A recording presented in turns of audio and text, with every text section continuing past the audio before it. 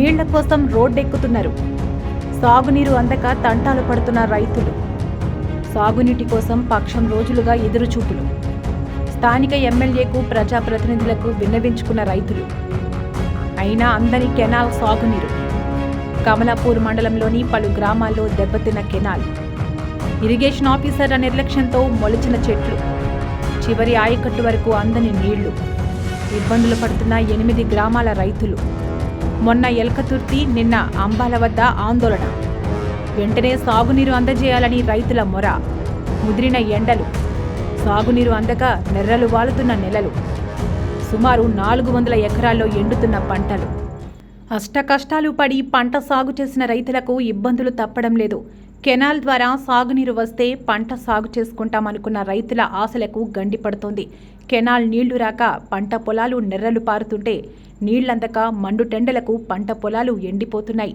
అప్పో సప్పో చేసి సాగు చేసిన పంటలు కళ్లెదుట ఎండిపోతుంటే తట్టుకోలేని రైతన్నలు ఆందోళన బాట పట్టారు.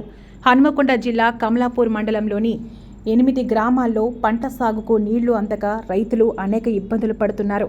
మండలంలోని అంబాల, శ్రీరాములపల్లి, గూనిపర్తి, మాదన్నపేట, శనిగరం, గోపాల్పూర్, బత్తివాన్పల్లి, వెంకటేశ్వర్లపల్లి గ్రామ శివార్లలోని పంట పొలాలకు DBM 24 కెనాల్ నీళ్లు అందక రైతులు ఇబ్బందులు పడుతూ స్థానిక ఎమ్మెల్యే కౌశిక్ రెడ్డితో పాటు హుజూరాబాద్ కాంగ్రెస్ ఇన్ఛార్జ్ ప్రణవ్కు మొరపెట్టుకున్నారు. అయ్యా, మా ఊర్లకు సాగునీరు అందేలా చర్యలు తీసుకోవాలని విన్నవించారు. రైతుల సూచనకు కాంగ్రెస్ ఇన్ఛార్జ్ ప్రణవ్ సంబంధిత ఆఫీసర్లతో మాట్లాడి కెనాల్ ద్వారా నీళ్లు అందిస్తున్నప్పటికీ చివరి ఆయకట్టు వరకు అందే ఛాన్స్ లేకపోయింది. కారణం ఇరిగేషన్ ఆఫీసర్ నిర్లక్ష్యంతో చివరి ఆయకట్టు వరకు నీళ్లు చేరని దుస్థితి నెలకొంది. పలు గ్రామాల్లో DBM 24 కెనాల్ దెబ్బతినగా పలుచోట్ల గడ్డి మొక్కలు, చెట్లు పెరిగి నీళ్లు కెనాల్ ద్వారా అందని పరిస్థితి నెలకొంది. వాస్తవంగా రబీ సీజన్ ప్రారంభం ముందే ఆఫీసర్లు కెనాల్ పర్యవేక్షణ చేసి మరమ్మతులు చేయడంతో పాటు చెట్లను చెత్తాచెదరం తొలగించాల్సి ఉంది. వారి నిర్లక్ష్యంతో రైతులు ఇబ్బందులు పడుతుండగా పంట పొలాలకు నీళ్లు అందని పరిస్థితి నెలకొంది.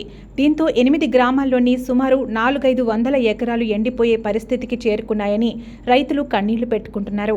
ఇప్పటికే స్థానిక ఎమ్మెల్యే పాడి కౌశిక్ రెడ్డి నీళ్లు ఇయ్యకుంటే రైతులతో కలిసి ఆందోళన చేస్తానని పలుమార్లు ఆఫీసర్లను, ప్రభుత్వాన్ని హెచ్చరించినప్పటికీ సరైన స్పందన లేకపోవడంతో ఇవాళ రైతులు రోడ్డెక్కి ఆందోళన చేయాల్సిన పరిస్థితి నెలకొంది.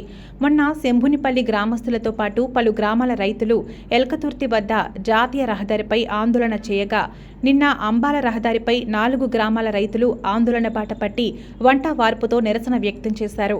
పంట సాగుకు నీళ్లు అందించాలని, పంటలు ఎండిపోయే పరిస్థితి నెలకొందని ఆవేదన వ్యక్తం చేశారు. కొన్ని నియోజకవర్గాల్లో మంత్రులు తమ ఏరియాకు నీళ్లు మళ్లించుకుంటున్నారు, కానీ సాగునీళ్లు అందని ఏరియాలకు నీళ్లు అందించే ప్రయత్నం చేయడం లేదని ఆరోపించారు.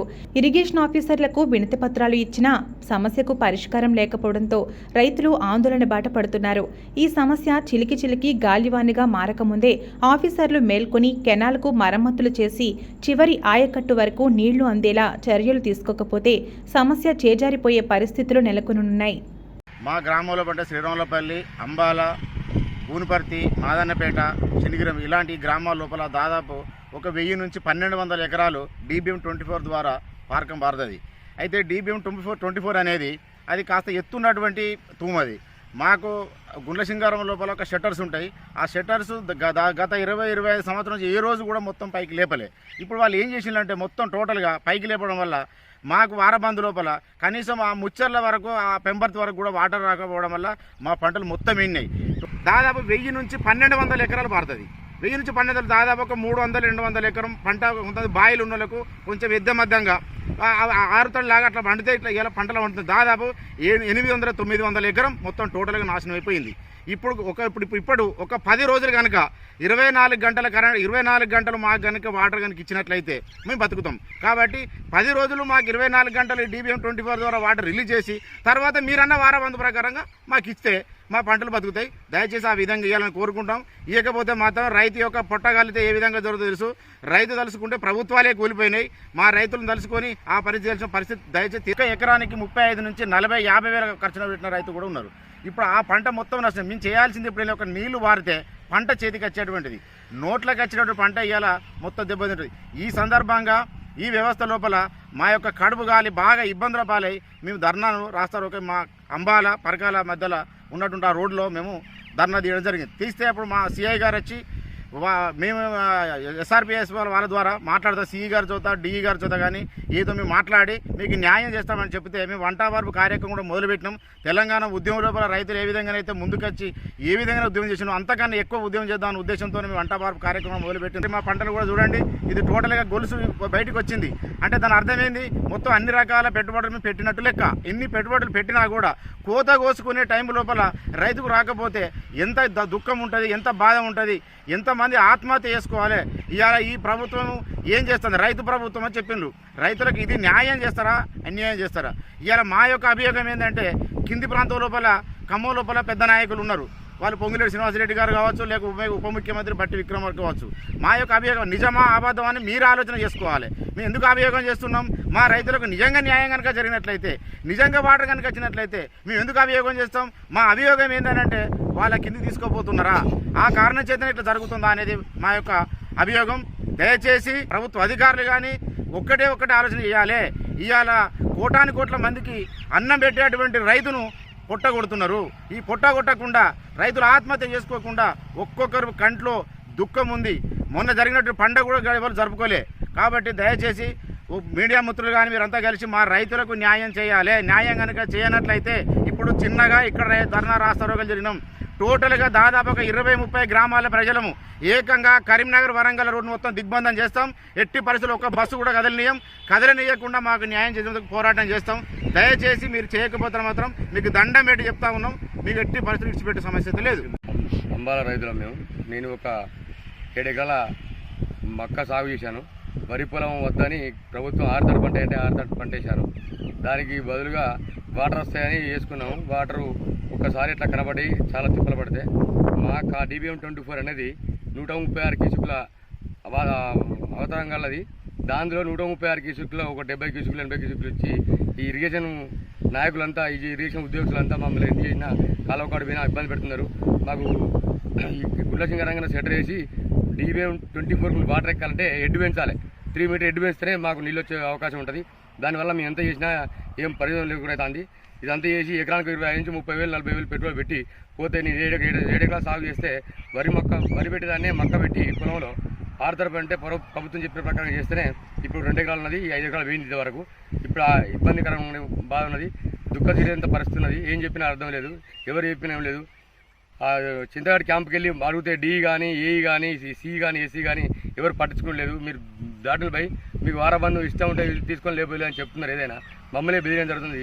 ఇవాళ ధర్నా కూకుంటే సిఐ గారు ఎస్ఐ గారు సిపి గారు అందరూ వచ్చి మీకు న్యాయం చేయగలుగుతాం, మీరు ధర్నా విరమించాలని చెప్తే 2 గంటలు ధర్నా చేసి మమ్మల్ని రమ్మంటే మేము చింతగాడి క్యాంప్కి వెళ్తున్నామండి.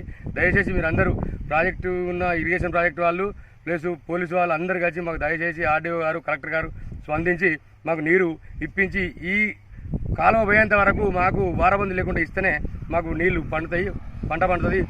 25% ఎక్కడికి వస్తుంది, లేకపోతే 90% పంట పోతుందని మేము నేను ఒక 3 లక్షల పెట్టుబడి పెట్టిన 7 ఎకరాలకు కనీసం ఒక సగం అయినా దక్కుతుంది ఇప్పుడు ఈ పంట వస్తే. లేకపోతే ఆ 3 లక్షలకు మరి మందు విషయం తాగే పరిస్థితి, పిల్లలను చదువుకునే పరిస్థితి లేదు.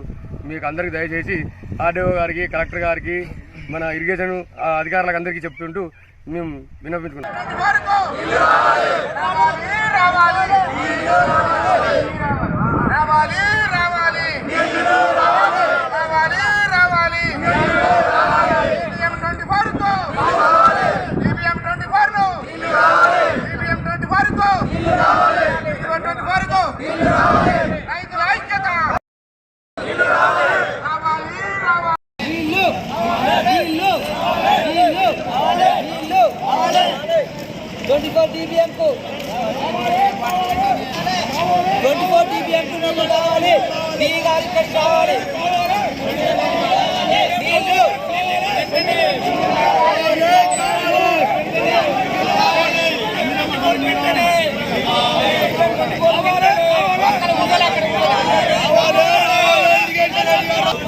ఐక్యత